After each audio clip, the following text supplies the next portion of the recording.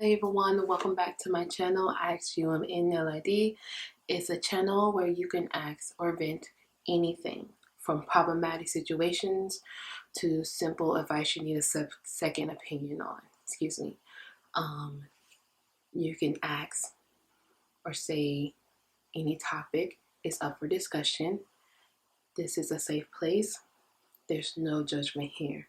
A disclaimer note, if anyone on my Twitter or on my YouTube channel is saying derogatory or negative comments that become very offensive, you will be reported and flagged immediately. This is a safe place. There's no judgment here. Today's topic is stressful and busy weeks and what can we do to help. Everyone has stressful weeks, which can take a toll on you. It can take a toll on you physically and mentally, mostly mentally, because it causes all types of anxiety, all types of anger, and which can lead to depression in the end when you feel like, okay, there's nothing I can do, and you at your wits' end. So these are the things that I do to help me get about that and to try to get my week back rolling on a positive note. The first thing is you have to be determined to make a change today. You have to be determined to say, hey, I'm going to start turning myself around in a positive note, start turning down this negative aspect that's going on in my life around. I'm going to have to do what I have to do to get things back to where it used to be. You have to make that decision today. A lot of times we'll say, oh, I'll do it tomorrow, or I'll do it next week, next month, or next year. And comes around, it never comes. Tomorrow never comes. Next week, next year, it never comes because we don't want to deal with the situation head on. But you have to make that decision today if you want to start moving into a positive aspect and get this busy, stressful, week or month or whatever that you're going into away for good.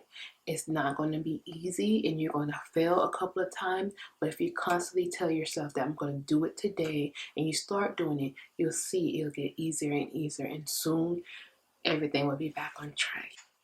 The second one is make a list. Now this can go either two ways. One way is that you can make a list of the things that's the most important to handle all the way to the least, or my personal favorite, what you can handle now until what you can't handle later.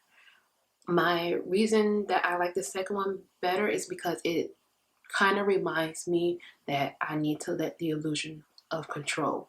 You're not going to have control over everything, and everything is not going to go your way. It also teaches me that I have to sometimes go with the flow and learn that it's okay that I don't have the answers or the control over everything. Just move on with it. It will come and it will teach you not to stress and worry about things that you don't have control over. So this is the reason why I like the second one, because it's also helpful and it also teaches you a very important value to me. The third one is to declutter and get organized. The reason why this helps me so much is because we're already going through a stressful and busy week and you're already feeling very frustrated. You don't want to add on more frustration when you're trying to get ready to do your daily stuff, especially when you're going to work or going to school. If you get organized and you declutter, everything will be in the spot where it's supposed to be. And I'm not talking about doing a whole spring clean and get rid of old stuff. I'm like, just do a regular cleanup, put things where it needs to be, and you don't have to go searching and finding. Or I'm like, oh, I remember that I put these keys here, or I remember that I put this paper here and now you can't find it. No, put things where they need to be so you won't have to go running around like a chicken with your head caught off trying to find things, which creates more stress. Also, a pro tip, try to get ready 3 to 5 days in advance. If you do that, that definitely can get yourself on the ball rolling, especially in the morning. From your clothing to your food, especially if you're the type of person that take food to work or to school with you, get ready 3 to 5 days in advance. So everything would be where it's at in order so you can just grab and go. The fourth thing is to relax and focus. As I said before, stressing takes out a mental toll on you. And the things that I do is to write. When I write, that pen and that paper don't talk back. It doesn't tell your secret. It doesn't judge you. It lets you yell, lets you scream, lets you cry, lets you get all your anger and emotions out without zero judgment. The paper and the pen listen better than any human that I ever met in my life. So I would definitely recommend it.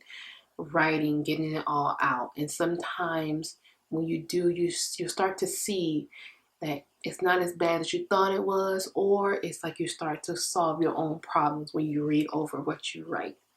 The second one is I try to do stretching / yoga. I'm not a full yoga person at all. I am not very flexible at all. So I try to do very beginner, easy yoga to stretch my body so I can just relax. Because when stress takes out emotional, it does take out on the physical toll on you. You feel tired, you feel weak, you feel like you're dragging. Stretching every morning and every night definitely helps me. It helps me to feel less tense because stress do tense you up. It does. It makes me feel loose, makes me feel relaxed, and I can get a better sleep at night. Also, when you're getting focused, one way I do to get focused is to turn off all social media. I mean, your phone basically.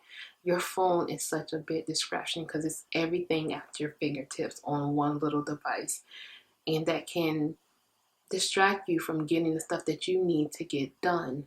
So just turn it off. 2 hours tops. If you feel like you can't do 2 hours, do 1 hour. If you feel like you can't do 1 hour, do 30 minutes.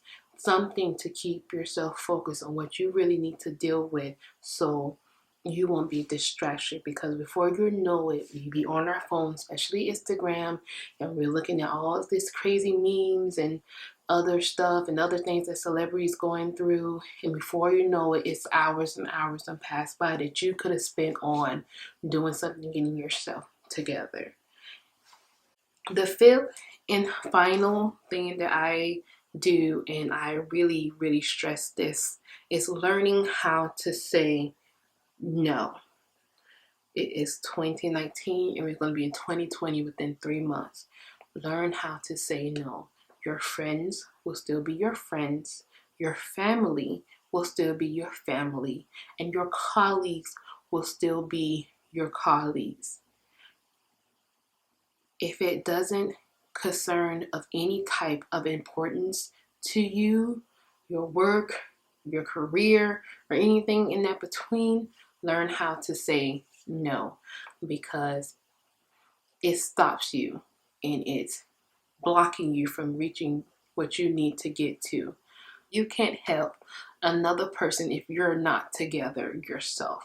How can you try to save someone else and you barely making it yourself?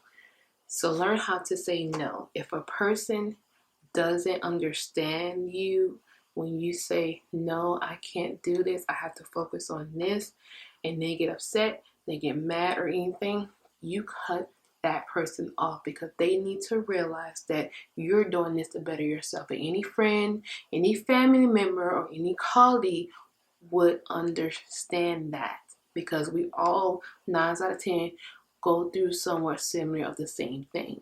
May not be in the same time, may not be in the same way, but we somewhat similar, goes to the same thing, and they should have the common sense and the consideration to understand that, hey, I need time to get myself together, so no, I can't help you. If they don't understand it, that's them. You can cut them off. Hey, but you have to do this for you.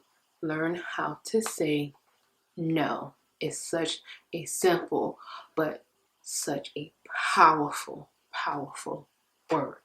So that is the end of today's video. If you guys have any comments or want to comment any other things that you guys do to distress, to get yourself back on track from a stressful and busy week, please leave a comment down below. If you guys want to ask or vent a topic or a question, you can always go to my Twitter that's in the channel art up top and click on it. You'll start off with ask email ID and you'll ask your topic or your question. You do not have to follow to get your topic or questions put on the channel. You just ask, and if I see it and I feel like I can answer it, I will put it on my channel. You don't have to follow. If you want to keep it private, you will have to DM me on my Twitter. And thank you once again for watching. I'll see you guys in the next video.